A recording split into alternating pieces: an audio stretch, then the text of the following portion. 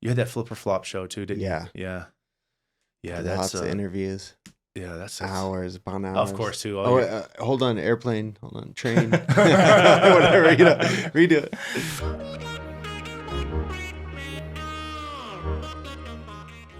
So Bristol, I'm glad you came in. If you want to go ahead and just give a little backstory about you and kind of where your upbringing and all that good stuff, that'd be great, man. Yeah. My name is Bristol Marunde, and I just turned 42 last week on 4/20, and the date was 02/20/2024. Yeah, it's backwards and frontwards the same, Yeah, right? exactly. Yeah. And I turned 42 on that same day. So yeah, so I got good luck this year so far. But my story is I was born in Alaska, born in the way up in the Northwest, and kind of went back for summers. I grew up commercial fishing up in Alaska, so I've always worked with my hands. Just started off at a young age up on my grandpa's fishing boat. I think the first time I went up, catch. Yeah, I went up there but during the summer, so we would deliver our fish to those same tenders. But they'd be working the summer, Luckily it wasn't snowy when we were fishing, but yeah, that's what I grew up doing, going to Alaska working. And I grew up and then moved down to Washington outside of Seattle. And I went to Washington State University, and that's where I started fighting. So I grew up as an athlete. Wrestling at a young age and football. So me and my brothers, we turned our garage into a gym, and we were all about it. That's all we wanted to do, lift weights and train all the time. So I grew up working, training. We were always busy. So I had two brothers, and we would, typical family fighting, always doing something athletic. My older brother, actually, he was a professional strongman. So he grew up, he was giant. So he was 6'5", like 310, jacked. So he was the one that actually pushed me to get into MMA. He's like, man, I've been hitting you for years. I've been beating you up for so many years. He's like, I don't want to do it, but you should try this. Back when I first started fighting, it was called NHB, No Holds Barred. So 2004. So that was the beginning of my fight career when I was going to college. I was lighting people up at parties, and I was like, man, I need something. I need channel this. You need an outlet. I need an outlet. I need to get back into sports. And I was like, I need something. And then my brother was like, hey, you should try this NHB stuff. And I'm like, NHB, what is that? And he's like, oh, the UFC we watched back then, all the young kids, we have to rent them, put it in the VCR. Oh yeah. That's before the weight classes too. Probably back then. Like no rules at all. Oh yeah. No rules. Dana White had hair. Yeah. So did Joe Rogan. Yeah, you're right. So that's when I first got into MMA. It was back in 2004. My older brother said, hey, you should try this fighting stuff. And I was like, all right, I'll try it. So I enrolled into a fight in Seattle and just started training.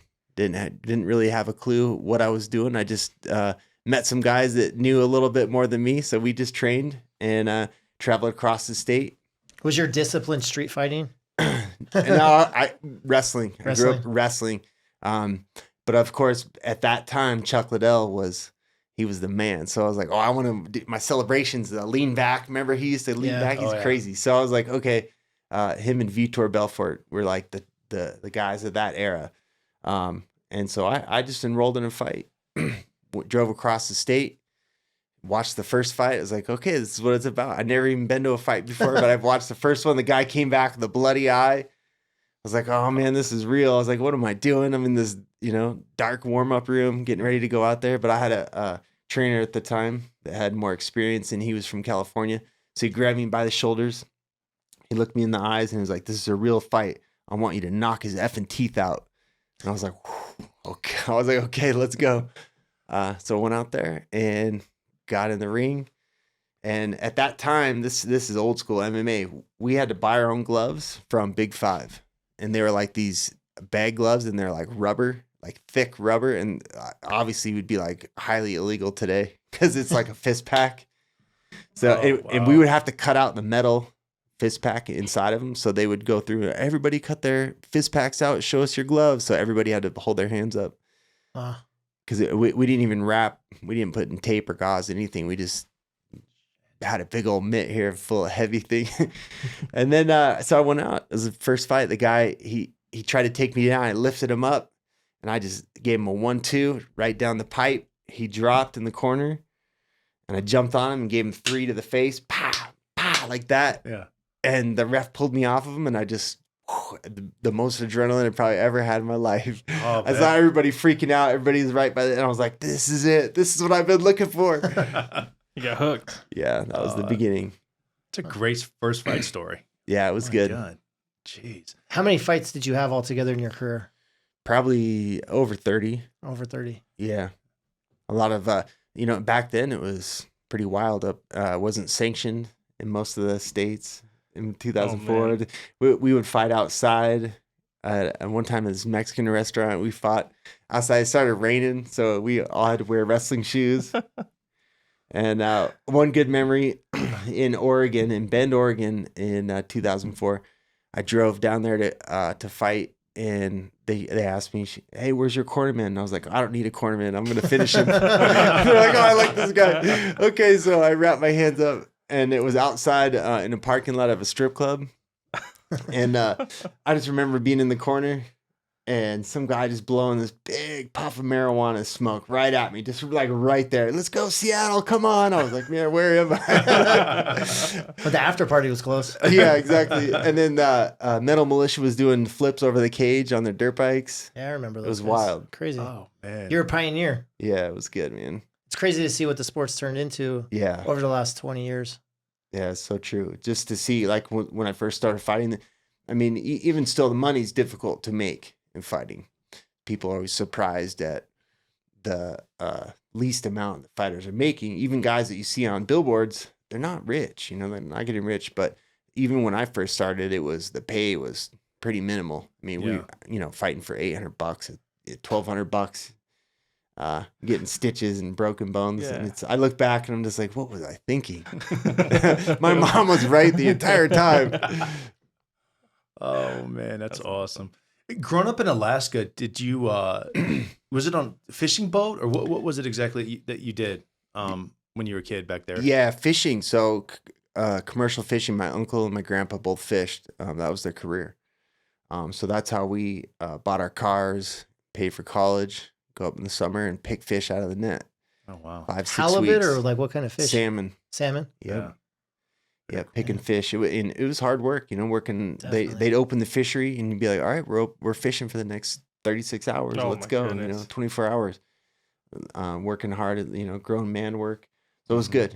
I figured out how to work hard and kind of took that with me, and just still to this day, I'm still hands-on, even on my construction sites, and just not afraid to put a hard day's work in. Yeah. I read a really interesting story about you. It had to do with some rapist that somebody broke into your neighborhood, friend's house or something. Yeah, that was wild. This was way back. This was like when I first started fighting, back in I think it was 2004. Probably even before I even had a real fight yet. So I just started training. I was in Bellevue. It was a summer in between college, and it was like 11 at night, getting ready for bed, and I just hear my neighbors screaming for help. I couldn't believe it. I just froze. I was like, oh, somebody's getting murdered. I couldn't believe it. Just sheer fear, the scream. So I opened the front door and this big guy ran past me. And I looked in her apartment and she was on the floor. I was like, oh my God. Just her eyes were like this big and she was frozen in fear. I was like, oh my gosh. I couldn't, I don't know what possessed me, but I took off after the guy. It's like, I just feel like in me, there's kind of a justice has to be served. And I just felt like chase this guy down. I'm like, what was he doing in my neighbor's house? So I chased him down probably at least a mile down the street. Shit. He was in some bushes. He came out running down, and I was like, I'm going to outlast him. So I just kept running behind him. I'm probably a lot better shape. So I was like, I'm going to outlast him. And then we ended up in a AM/PM right in the middle of a busy intersection. There's cars blazing by and all these people. And then we faced off. And he was like, hey, I didn't do anything. And I'm like, yeah, right. You know what I mean? Whatever. And then my dad came running up next to me, and I just pushed him back. And then I just gave this guy the best head cook, launched him, bang, flattened him right on the side of the neck. Just dink, got him. And then he stood back up, and then I grabbed him on his collar and lifted him up and then kicked his legs back and slammed him on his back. And I put my fist up my head, right on his throat. And I told him, I said, if you move, I'm going to kill you. And he just froze. Didn't say nothing. I was like, and then all these people are all around me. I started calling the cops. Yeah. And within like 30 seconds, I could hear the police sirens. Wow. I was like, oh, and then I kind of realized, I'm like, man, how long am I going to have to sit here? I was like, this is kind of awkward. This is weird. My arm's getting tired. I know. I was like, somebody to help me? And then the cops, it was just, I stood up and he was finally, the cops are here. Okay. And then there was like 3 cars and it was like a movie, a scene. They all did like 4-wheel slides. They're like, it was loud. They like came blazing into the parking lot. I was like, oh my God. I'm like, they're going to shoot me, you know? So I stood back and he was like, thank God they're all here. And then all of a sudden all these laser sights are all over his chest. I was like, oh, get on the ground. They like just tackled him and put him in cuffs. And so was your neighbor able to call and they kind of knew what was going on? Or? No, it was people standing there saw me like kick this guy in the face and put him down. So they were on their phones. And who was this guy? Was he like he was a wanted criminal? Yeah, and then he had warrants. He was wanted for like burglary and like attempted rapes, and then the chief of police and the mayor gave me like this citizenship award, and they're like, oh, the DA's putting him away for at least 25 years. Wow. Oh man, good for you, like, man. Got him. Have you ever checked on like what happened? Like, do you know like the result now? Like, is he still in jail? Did he get out during COVID? Like, yeah, I know. Yeah, I know. Look over my shoulder. Yeah, he's probably out looking for you. Yeah, man. he Googled it. He Googled it. I'm like, oh boy. I don't think he wants to smoke. No, he doesn't. I'm sure. Yeah, if he wants another crack, let's go. Oh, that's oh man. It must have been terrifying though to Was she okay, your neighbor though? Yeah, she was okay. She came home and he was in the house and he like attacked her. Oh, like, dude, imagine being in a dark apartment and this guy jumps out at you. Oh my God. She didn't come back for like 2 weeks. I didn't see her. Yeah, And then she finally came back and was like, hey. Thank you. Yeah. Jeez, man. That's a story. Good for you. God, man. So they gave you an award and everything, huh? Yeah, I got a plaque and the key to the city and all this stuff. I was like, yeah, man, that's good. I was just doing good work. I feel like the wrong apartment. Yeah, exactly. Now I just feel like that's what we need to do. I think we need to not just rely on the police to police our own neighborhoods, is to have, men need to stand up and say, not going to happen. And I feel like people might think twice about that kind of stuff. Yeah. Yeah. No, I totally agree. And so you had a transition from your MMA career and into construction. Yeah. How did you get into construction? Yeah. So that's a good question. So as I was fighting, I moved here in 2008 to train because I want to pursue my dream to fight in the UFC, and Vegas is the best place. There's just so much fighting and so many great gyms here. But I always just knew, I'm like, man, I've just known too many broke fighters to not have something else.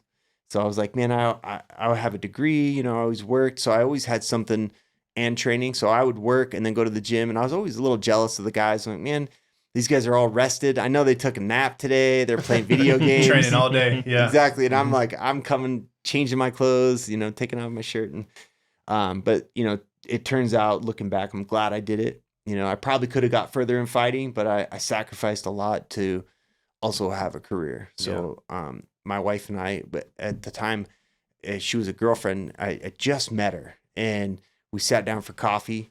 And I told her, I'm like, hey, I'm buying a house, and she was like, oh, that's awesome. Let me come show it to me. So I was like, this is the perfect house, close to the gym, and it's super cheap. And then she looked at the inspection repair, and she was like, this house is a piece of shit. I don't think you should buy it. And I was like, what? I'm like, I just met this girl. I'm like, I really like her. And then later she told me, she's like, look, I really liked you, and I thought we were probably going to be together, but I didn't want to be stuck with that house. I was like, oh man, I'm like, gosh, she's so smart. So she said, hold off in this house, and then I'll find something better. So after a couple months, she texted me, hey, I bought this house, come sign for it. And I was like, all right. I just trusted her. She's a realtor, and I knew she knows what she's doing. She's already owns houses. She's successful. I was like, all right, cool. So it was $99,000 in 2009. Bought the first house with a FHA loan, and then I was gonna move into it, but we decided, we're like, let's fix it up and try to relist it and sell it. So we pretty much I YouTubed on like how to refinish cabinets and all this stuff. I just figured it out. I'm like all self-taught. And she's got Aubrey, my wife, she's got great design. So we pretty much combined our forces together and we flipped a house and we made like 75,000 on the first sale. Yeah. We're like, wow, we couldn't believe it. We're like, this is awesome. Let's do it again. And so we bought another house with a loan. And we just kept doing that until then we could buy them with cash. After we just saved, bought the next one, and we started flipping houses. And I did all the work. I was like super hands-on like always. I'm there on site and she's doing the designs and the real estate. So we were like the whole package. Yeah. Construction, real estate, design, everything, the best team. So it just took off. And then as I was fighting, kind of starting to slow down in my career, I was still holding on to it way too long because I love it. It's like once you have that thing, I mean, men know this. Like, I think it's a female thing, but majority of men, like, guys do it with music, racing cars, golf. It doesn't matter what it is. We need something. We always got to have that edge, that adrenaline rush. And for me, it just happened to be MMA. I wish it was golf or something more productive, but nope. So I took it far. I took it as far. So I was like, okay, I'm going to do both. I'm still going to pursue this dream because I love it, but I'm going to flip houses and have a family and a life. So I pretty much would just fit training in when I could. And I was still doing fine. I was like, I'm still competing with these full-time fighters. I was like, see, I can fit it all and I can do it until it all came crashing down. Until the house of cards fell. So I had a big fight here in Vegas and I was lighting the guy up. I cut, my weight cut was good. I cut to 170. It was for a title fight. And I was winning the fight in the 4th round. I could hear my corner tell me, all right, it's time to turn it up. Let's go. I had him on the cage, lighting him up. I was like, in my mind, I was thinking, man, I solved the riddle. I've trained perfectly. I'm beating this guy. I got everything perfect. And then he threw this little lazy punch that just grazed my jaw like that. Didn't even turn my head. And it just exploded my jaw. Boom, broke here. And I was trying to figure out what happened. I had him on, and I put him on the cage, and I was holding him there, and I'm just spitting out blood all over. And I thought I broke my teeth because I couldn't bite my mouthpiece. And then I realized, I'm like, man, I feel bones. Like, my bones are splitting up right there. And I was like, man, I'm hurting. I looked down at my corner, and they look at me like, I don't know, dude. I'm like, I can't help you, I was like, oh, no. So I saw him looking at me like, what's going on? I was like, dude, what do I do? I'm like, I don't want this guy to win. I'm like, I don't know. And then John McCarthy like looked at me and I was like, dude, I can't fight like this. And he just called the fight. And that was it. So I walked to the edge of the cage. I looked at my wife and she was like, what happened? What happened? I was like, I broke my jaw. I think I'm done. She's like, all right, let's get the hell out of here. I'm done. And then, so I went to the hospital. Like I'm just bleeding. I couldn't move. I like feel my bones all sticking up out here. I'll show you a picture of it. My teeth were split. And I was like, man, I was winning the fight. I thought I did everything right. And I was just I took an ambulance. And then I had a doctor friends like, hey, don't let that lady at the UMC, don't let her touch you. Because I've seen what she's done to people. She's not quality. Wait, you got to go to the best surgeon. So I was like, all right. So that was on a Friday. So I had to wait till Monday to get surgery. So I sat for like 2 days like this, like trying not to move. And I was like miserable, like bleeding. And my wife was so pissed. I'm not doing this ever again. Oh, man. I'm pissed. I'm done with this. Yeah. And she blamed me for it. She was mad. So I was like, oh, it's not helping. I was like sweating. And so I got surgery on Monday. I woke up, mouth like glued shut. They put bolts in here and wired it. Completely clamped. I woke up like, oh my God. I was like sweating. I was like, dude, this is so painful. So for weeks, just sitting there, drinking through a straw. Oh, miserable. Codeine through a straw. Miserable as can be. We were supposed to start filming our TV show, and we had to push it back by 6 weeks. So they were mad. My wife's mad. I was depressed. I was like, dude, I had everything I thought figured out in life, and there it just crashed and burned. I was like, dude, like, what did I do to deserve this? I'm like, man, I'm embarrassed. I lost. I was beating this guy, and my dream of fighting, I was about ready. They were like, oh yeah, this is like, you're back in the UFC. This is your big shot. And it just burned. So I was like, so depressed. I was like, man, I can't even eat. I'm like, you know, when you're depressed, you could like, at least I could eat and drink and hang out. I couldn't even do that. I was like, it was the worst. I had to grind up my food. I had to literally puree the food to suck it through a straw. Like, so I ballooned up to 200 pounds for the fight. Cut weight to 170. It was difficult, but made it. 30 pounds and then I broke my jaw and was wired shut. And then I went back down to 170. Oh wow! Because I was starving. I didn't know how to eat. I kept like searching. What do you eat when you're driving? Nobody said anything online, so I just found everything I could and pureed it. It was like eggs, chili. Was there anything that tasted good, or was it? Oh yeah, chili, canned chili. I would just throw it in there, some eggs, grind it up, and suck it down. I was like, oh, and then it would like hit right to your stomach. 3,000 calories. I was like, oh god, I'm so hungry. All swollen and sweating, and then I had to, get off the pain pills, and I was like, that's it. I'm not going to be the athlete that gets addicted to pain pills. So I just quit taking them. It's like a slippery slope, too. I was like, God, I'm like in so much pain. And then I woke up in the morning after like a week, or it's like maybe 2 weeks solid of pain pills. I woke up in the morning and my wife looked at me and goes, my God, you look like hell. And I was like, oh God, I'm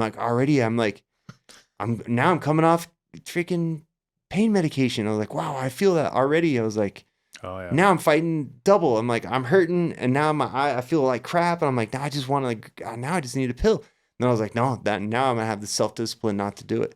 But I was kind of like, man, that's messed up. They didn't even tell me I should wean myself off. Right? Yeah. Nothing. Just gave me a big old thing of pills, and I still had plenty left. But I was like, you could feel it creeping up. I could feel it. Yeah. I was like, whoa, I'm already addicted to them, and it's only been like 2 weeks because it was solid. I was in a lot of pain. Yeah. Dude, I remember getting like cough medicine with codeine in it once, and a couple of doses in. I'm like, I could see how this is like, this isn't bad, Like, right. it's a horrible. Yeah. Why are you buying all these red Solo cups, Jason? Exactly. It's crazy. So there was no like exit plan or hey, you're gonna wean yourself off. They don't give you any plan. It was like, here you go, good luck. It's almost like it's a plan. Yeah, I was like, I was like, man, that's not good. So I got myself off. I was like, all right, I just need to tough it out. So, I went right back to work because I was like, man, I can't sit home anymore. I was like, I'm so depressed.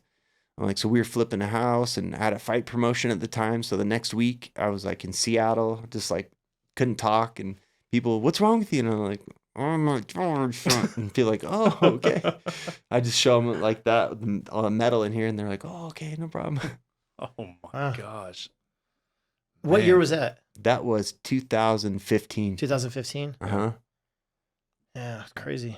So that obviously had to be one of the toughest losses. Yeah, it was tough because I was beating the guy. It was like everything was going to plan, and then that. And so I'd really question. I'm like, man, what is going on?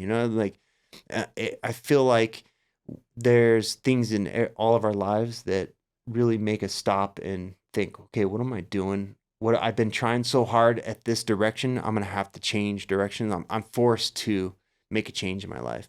Yeah. And I think that happens differently for everybody. It just, for me, I realized, I'm like, man, I wanted this so bad that I feel like looking back, I'm like, man, I was spending a lot of time at the gym, not really focused on my family. And it was pretty selfish. And I'm like, so, you know what? It had to happen.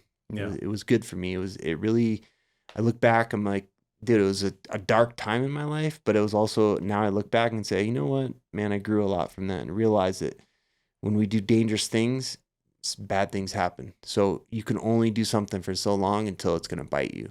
And if it's not meant to be, or if you're not following God's will in your life, then be careful, because sometimes the doors get slammed shut in your face. It shows you how like precious opportunities are too, because you did all the right things and it was still, a freak punch. You've been hit how many times similarly? It just glazed. It just barely didn't even turn my head. Just went like that. And I've had maybe 30 something fights, and I felt invincible before that. I was like, I'm good. I'm super tough. I'll just bite down. I can take it. I fought some really tough guys on short notice, and I never was injured, but this time it just caught up with me. So, that's life. I'm like, so I have those lessons that I can teach my sons. Like, hey, look, life is going to bite you sometimes, and be careful which directions you go, because you need to listen.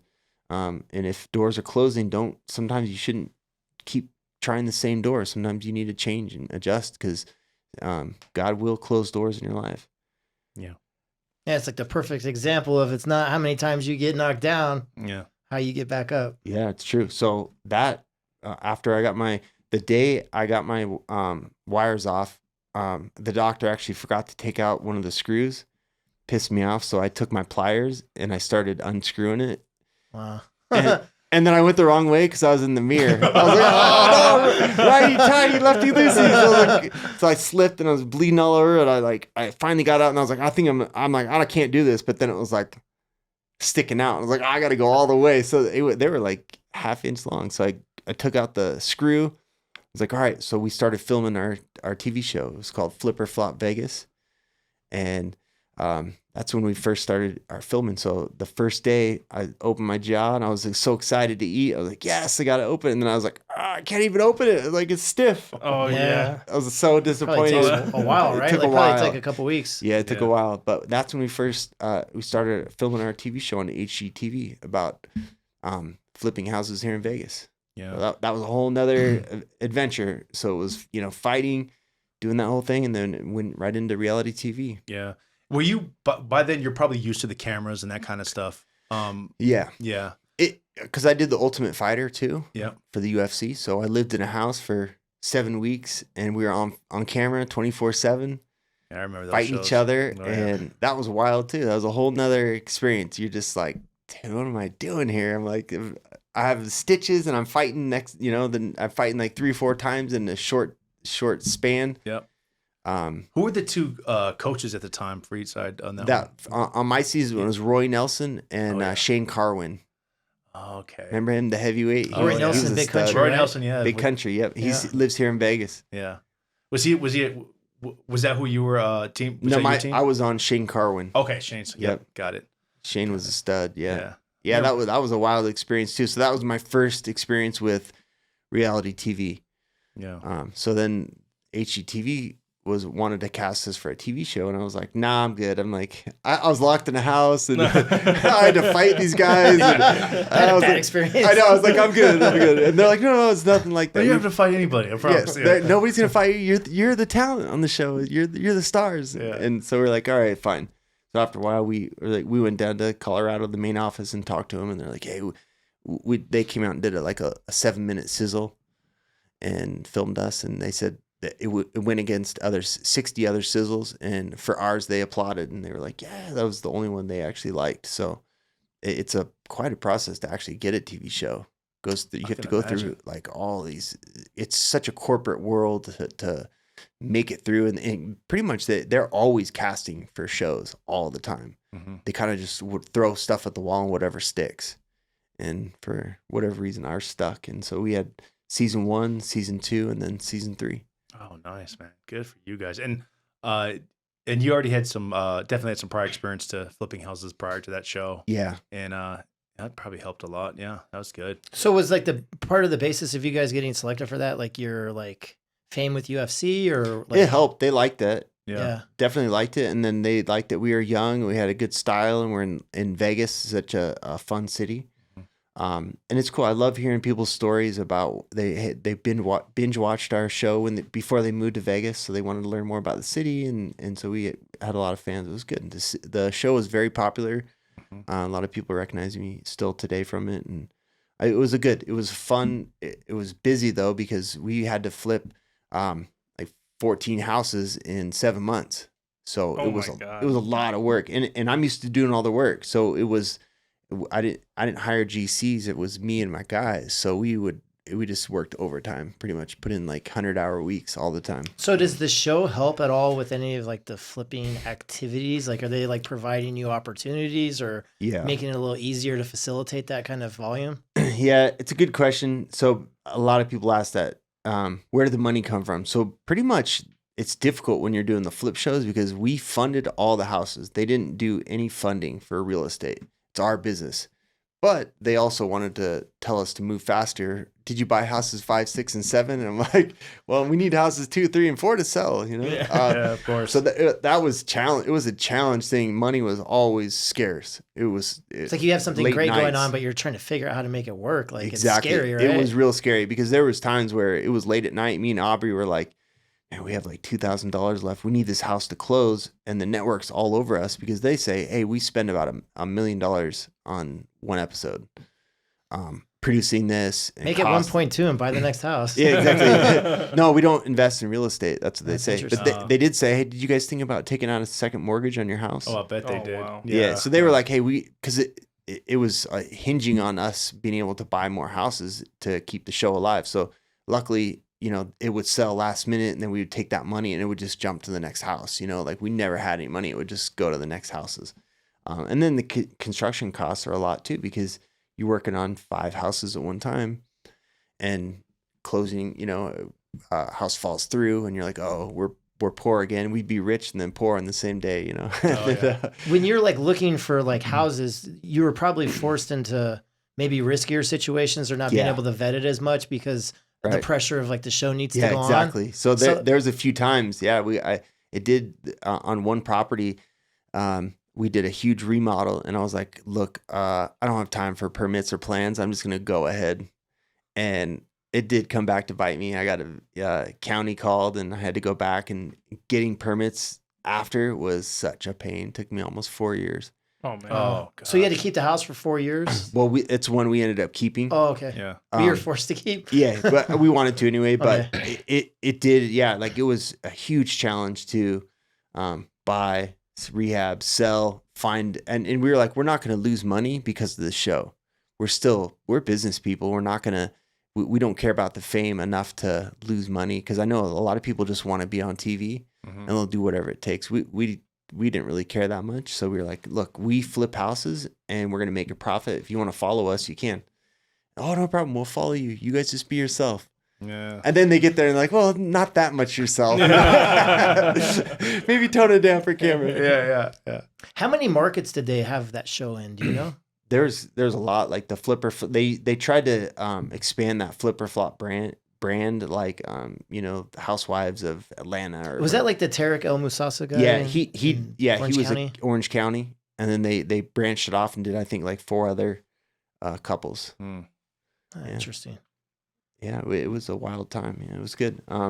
It was it served its purpose, and I feel like it was good. But reality TV, you got to take that and it springboards you to something else, because you can't. The reality TV isn't the payday; it's what you can sell from that, and it's pretty much advertising and marketing for Creating something else. Brand, exactly, for something else.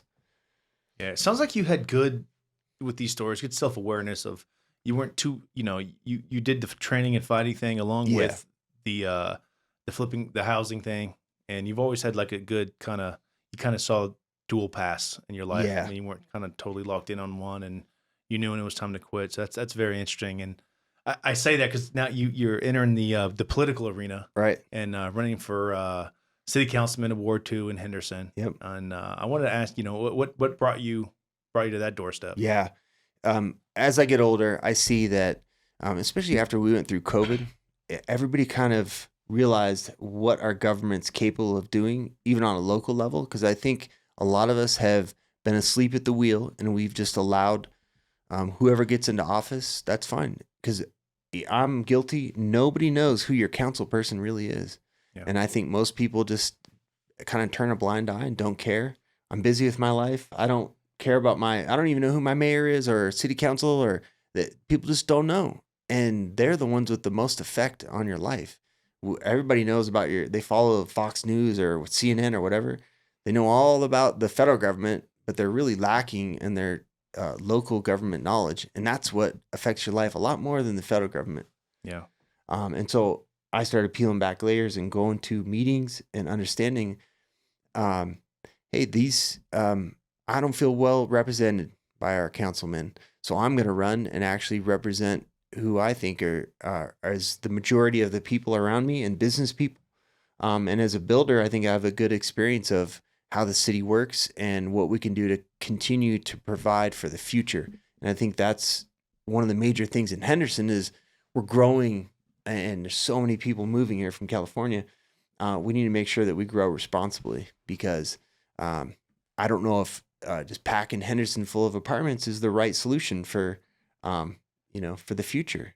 And are we putting in schools? Are we building enough fire departments? Those are all questions that most people think, oh, I never thought about that. Who And does like, that? Like, yeah. who's responsible for that? Yeah, Like, yeah, it's I don't know. That's Yeah. they'll figure it out. Well, who's they? Yeah. No, Yeah. they needs to be me and you, not they. So let's get rid of the they and us. We actually need to get involved, and so that's why I'm running. I want to be involved, and safety is a huge thing for me. Obviously, being a fighter, and I'm endorsed by the Henderson Police Department, which I'm honored. Yeah. And I think that I can be an advocate for a very safe Henderson. And Vegas has a lot of crime. So does Henderson. And you'll hear a lot of people say Henderson is the second safest city in the nation. And that's just not true. That's if you look at the stats and you talk to the police department and those on the that are fighting crime every day, they're gonna say that's not true. That's a financial metrics made up. So we need to have a realistic conversation with our elected officials, and I feel that there's a lot of mistrust. If you ask anybody in Henderson, do you know and trust your council member? Oh, I don't even know who it is, but they're probably corrupt. You know what I mean? That's just the consensus. So I'm like, no, I want to change that. I want to meet people. I want to see them, shake their hand, and face to face, and have a more personal government. Yeah, yeah. What have been the biggest challenges for you campaigning so far? Yeah, it's a whole nother world because I've stepped in, the fight world, the TV world, and now, construction world. Now it's stepping into the political world. It's interesting. It's a whole nother subculture of our society. It's people just like they all know each other. Everybody, it's just like the construction culture. Everybody knows everybody. The developer world that you guys are in, mortgage world, the real estate world. And then you got your political world. And I think they need to merge. And I think people are too isolated in their own sector. Yeah. And I think the political world needs to have more involvement from everybody else. So the challenge for me is it's like you got to raise a lot of money to make it work too. So you need to raise money. You need to go to events. You need to communicate with everybody. And doing that with a full-time job and a family is not, not that easy. Yeah. Yeah. It sounds like though your whole life you've kind of done those dual paths though. Yeah. It's worked out. So yeah, just pack it on and figure out. You just load it on. And then my wife just shakes her head. You get stressed. you take on too much, and then you get stressed out. I'm like, nah, I'm good. I'll figure it out. Yeah, yeah. So what is some of the what are the things you like to do in your spare time? Do you have do you still obviously probably still work out, and do you go and do jujitsu? You fight? Do you do any of those things that kind of on the side still? Or? Yeah, I tried to do it on the side, but it would just take over. I couldn't. I can't. It's like, somebody being like, oh, I'm just gonna go have one drink. Like, nope, it's either all or nothing. So I went to the gym for many years, just like stopping in, and then I'd come home and my wife would say, what's up? What are you doing? I'm like, oh, I was out working. And then she's like, I smell the gym on you. That's like, you were at the gym, weren't you? And I was like, I stopped in. I had a couple of I rolled a little bit. She said, that's like cheating. You're lying to me. And I was like, no, I'm like, some guys go to the strip club or something. I'm like, I stop at the gym and I get in trouble. I'm like, come on. And then some guy yanked my knee last time I was at jiu-jitsu, and it popped really bad, and I was limping around for a week. And I'd realized, I'm like, you know what? I'm like, I just can't be in here. Like, I need to either go full or not, because I still like it. I still want that old me, but I'm like, it's just not, I got to focus on my business. So I still train a lot, still in the gym. But as far as like jujitsu and training, I'm like, I can't go back because it'll suck me right in. Yeah. But I like to ride dirt bikes with my boys. We're out riding. Actually dislocated my finger the other night. I wrecked and popped my finger off to the side and had to like put it back in. So it's always something, But I like to ride dirt bikes a lot. That's fun for us. That's awesome. Good. Is there anything else that you want to kind of tell something special about yourself? Anything else like you want to get out and that we haven't covered today, or anything? Yeah, I think I just find that like where I'm at in life is I think men are dropping the ball in America. And I think through some of the hard times that I've had to really understand that like your priorities have to be straight. And I find that you'll constantly, if you're not finding that your purpose, and if you're unhappy, if you have anxiety, those things are warning signals. your engine lights going on, saying, hey, you need to adjust. You need to change your lifestyle. I think we as men need to clean up in our society. I think we've just really fell asleep at the wheel. Too many men are watching pornography. Too many men are not working hard, not staying healthy, and not taking care of our wives. And I think we need to get our priorities straight. And I've dropped the ball at that in the past. And so I think men, you really need to kind of take a step back and be like, look, money and career that's your focus. That's great, but not at the expense of your relationship with your wife. That's your first and foremost priority, is to take care of your wife. And I think that's something we need to get back to. Some of these old school values that we've really just let slide. Yeah, we're definitely in like an interesting position in our country because for years, like, toxic masculinity, like what a crazy term that is. Right. But like, how important is that to like a functioning society? Like there are gender roles for a purpose. Like there is. I'm not better than a woman. They can do many things that I cannot do, but there's no wrong in me being a strong man. And I think, you're kind of hitting the nail on the head that we've gotten to this like point where these fringe ideas have completely taken over and they're getting like all of the spotlight. Right. And like we were talking about earlier, I feel like a lot of like conservative people, we just want to be left alone and live our lives, right? But now we're being forced into these corners. Yep. And what's the worst thing you can do is force a coward into a corner because they'll kill themselves to get out of it. Yep. And so I think that, a lot of us are being like, put into these corners where people will start standing up and fighting back. Exactly. And I think that's what we need to do. We need to do it politically. We need to do it just outspoken. And we need to really stop the whole woke culture of he's going to get canceled. Like, well, cancel 1 million people, go ahead. Like we need to stand up and just start really putting our feet forward and saying, no, this is not right. We need to start holding to our values and allowing people, hey, if you want to be this, that's fine. That's all good for you. If you want to be a certain way, that's fine. But here's how I believe and here's how I see that it's done. And here's why my family is together and my boys are being raised in a mother and a father home. And I believe that they're going to be better off and they're going to have a good foundation for themselves.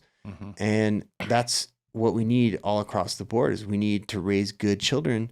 But we can't do it if we don't go there ourselves. So we as men need to, I think I grew up in a generation where we kind of just, we're like, oh, we need to be either like the soft, sensitive, nice guy, or he's a total jerk. And I'm like, no, we always were told, oh, and it's the toxic masculinity is bad.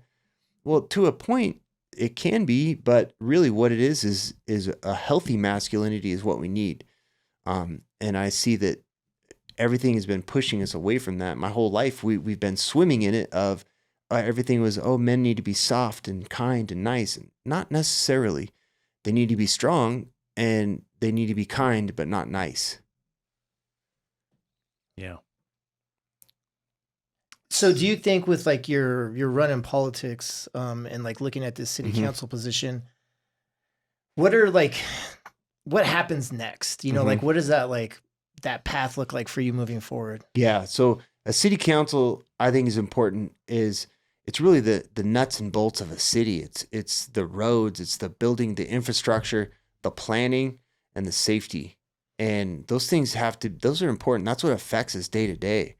If you guys driven up Eastern at the top of it, it's turning bad. The roads are bad. And we need more cops. We need to bring in some good, quality police from around the nation. So we need to recruit people, and we need to create an era of safety and confidence in our local government. And I think that spreads down to business, and we need to attract quality employees. If you look, the city of Henderson employs more people in Henderson than any other business, and you see the exploding population. And where we live up in like Seven Hills and Anthem, the master plans are amazing. Yeah. They did such a good job. And now we see a lot of warehouse. We see a lot of stuff just being thrown out there. And I don't know if we're planning out correctly because there's a school right next to Amazon, Pinecrest School. Oh, yeah. And I don't think that's the right thing. You shouldn't have a school middle schoolers crossing a busy street. Yeah. And so that to me is poor planning, and we need to look ahead and figure this stuff out. Very true. Yeah. So there will be like debates and things like that. Like what like does your schedule look like moving forward? With There's like I do coffee events. I do on Saturday I'm going to the Republican Women's Conference to get to know candidates. So all the time there's events, and typically it's a little disappointing because it seems like only older people care about candidates. You know, the retired. The retirees, yeah. Retirees care. I'm like, where's the young people to get involved? And that's what we need. Is I want to advocate some younger people to get more involved in their local politics. Because like that, yeah. Because the younger person just doesn't care, doesn't know, doesn't care. And I'm like, that needs to change. Otherwise, you can't complain about cops not showing up to your house, or because there's not enough police, because we haven't hired more, we haven't recruited better quality candidates. These things affect your day-to-day life. Yeah. Totally agree. Yeah, I like that approach, trying to go after some of the younger demographic and trying to get them interested and pull them in. And I think most people are interested, they just don't know how to get involved. And it's kind of like the clubs of the retired people that are the ones that are involved. And it's a little slower, but it doesn't have to be. We can, politics, local politics can be fun. You can go in there and voice your opinion. And I think people just kind of, maybe it's by design, I don't know, but it's just kind of, I don't want any part of that. Well, why not? Yeah, I think that what you were talking about earlier, we're also fantasized with watching news and watching like global and like the macro news that are happening on like national levels, which has minor impact on our lives, but it's almost like our soap opera. Yeah. But like if we wanted to it's reality TV. It's reality TV.